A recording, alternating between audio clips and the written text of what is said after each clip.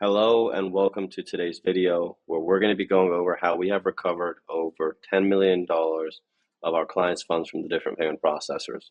And this is the process that we have followed across hundreds of different cases to help people get their funds unlocked from Stripe, PayPal, Klarna, TransferWise, QuickBooks, you name it. We have done even some crypto platforms like crypto.com, Gemini, et cetera, et cetera. But this is pretty much the plug and play blueprint. We're going to go over everything.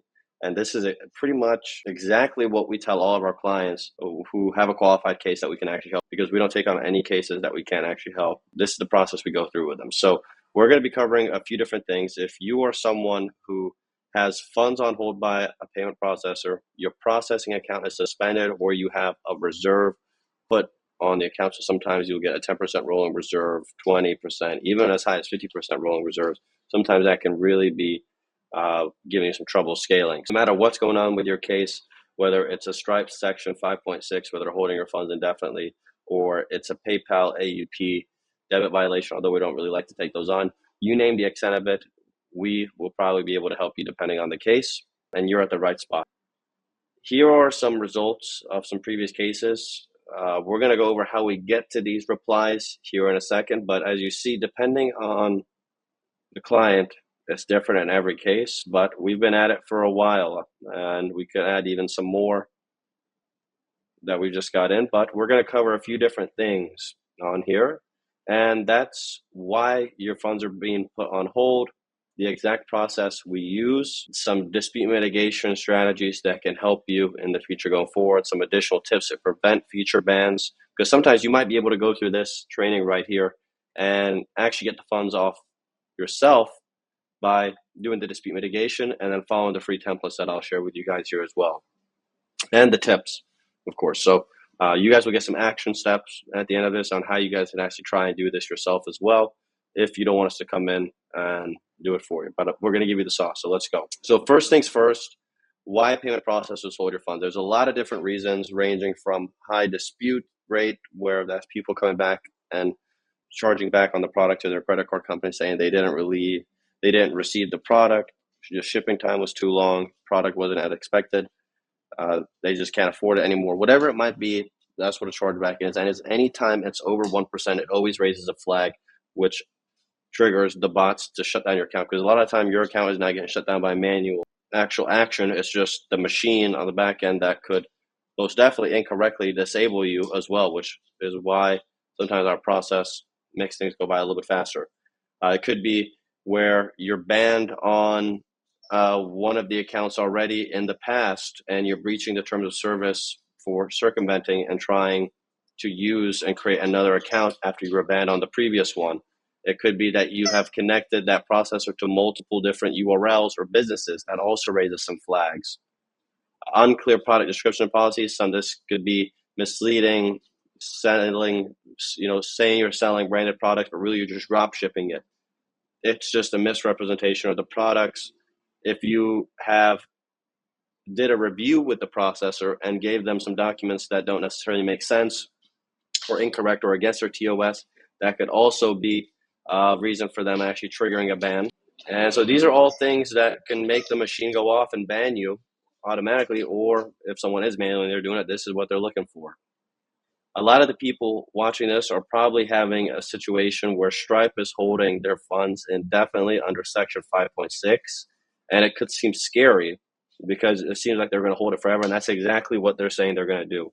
It's similar to PayPal's AUP policy, which is their accepted use policy, which they try to enforce to some people that just don't know that you can actually fight and get it back.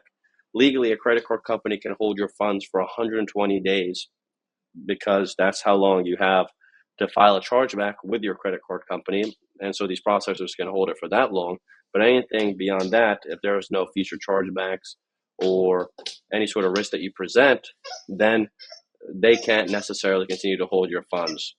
So Section 5.6 is them a little abusing their powers, to be honest. And the reason they do this, there are some theories that we have. Of course, it's not 100% confirmed, but we're thinking that they just, similar to a lot of banks, don't have enough funds to pay everyone out the way that they want it, because they're doing things like Stripe Capital same as Shopify Capital or PayPal Capital, or loaning out these funds. Sometimes people aren't paying them back. Sometimes they are paying people out and then they're getting charged back on. So there's a lot of different reasons, but the general consensus is we really are thinking that these processors don't have enough money to pay everyone out the way they want to, and also to prevent some risk, they are holding it for these crazy amounts of times while loaning out our money on the back end after they're holding it. So that's kind of crazy. But the way we work, it's very straightforward. If the case is nice, being nice, I mean, the dispute rate isn't too crazy. All your orders are fulfilled.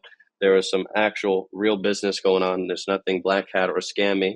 Then it's pretty a straightforward process of once you're fully onboarded, we will get all your information, see if we can actually help. If we can't help, we'll send you the intake form and give you a power of attorney to sign, which gives our attorney the right to represent you.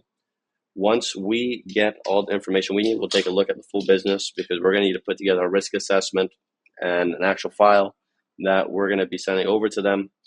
We also want to make sure that you have a pretty solid foundation in terms of dispute mitigation. So if you're an e-commerce business or really any business, you have dispute alerts on through the different platforms like Disputify or RDR, Ethica, etc.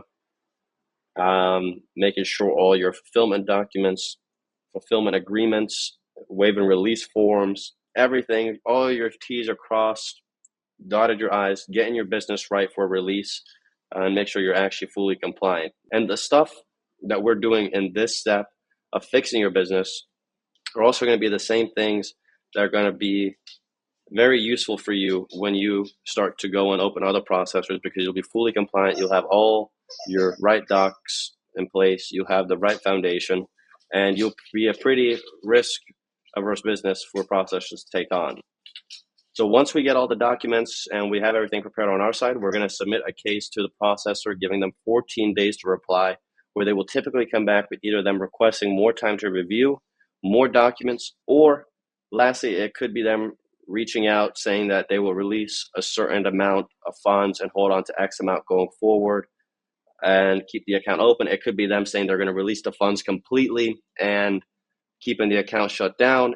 It all depends on the level of risk that they believe that you present to them.